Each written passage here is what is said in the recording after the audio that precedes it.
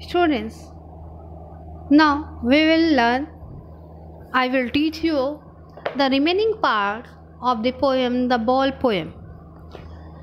Next stanza, that is third stanza, you can say, now he senses first responsibility.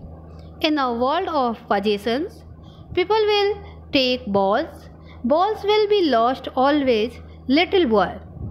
And no one buys a ball back. Money is external. The boy cannot find his ball in the gloomy water. This is when he gets his first sense of responsibility. The poet suggests that from loss of the ball, the boy is learning what it means to lose something in the world of possessions. Where he will lose things, he will buy some more to replace the ones lost, but would never be able to buy back the things that he had lost. The poet thus makes the boy understand about his responsibility, as the loss is immaterial.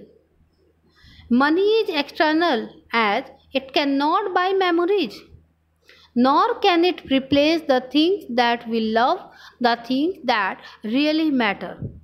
So students, the poet here want to define that money is external, means with your memories to replace your things. Money is external. Money can brings only outer happiness, not internal happiness. So in this way we will move towards the last stanza. He is learning.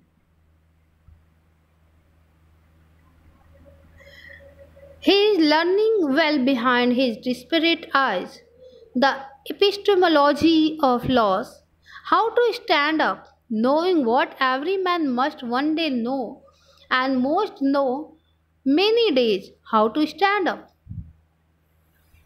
The poet suggests that from the loss of the ball, the boy is learning how to stand up in a world of possessions. The boy is learning what it means to lose something.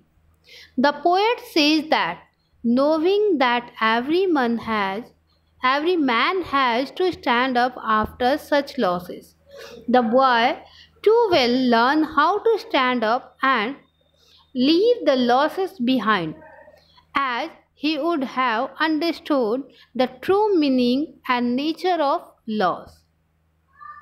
So this is the end of the summary and of the explanation of the poem, the ball poem. Now let's see the poetic devices in this poem. This poem is a symbolism. The ball is a symbol of the boy's young and innocent days. Second, repetition in the beginning, what, and in place of balls. Here the repetition of the words, so here figure of speech is repetition, and alliteration, buys a whole hack. Buys a whole hack, you can get here the sound repetition, so it is called alliteration. Second, balls. Students, as I have explained that the sound where you will find out the sound repetition, then the figure of speech alliteration will be there. So in three places, buy a whole hack, balls, what, three places you will get the figure of speech alliteration. Okay students, thanks.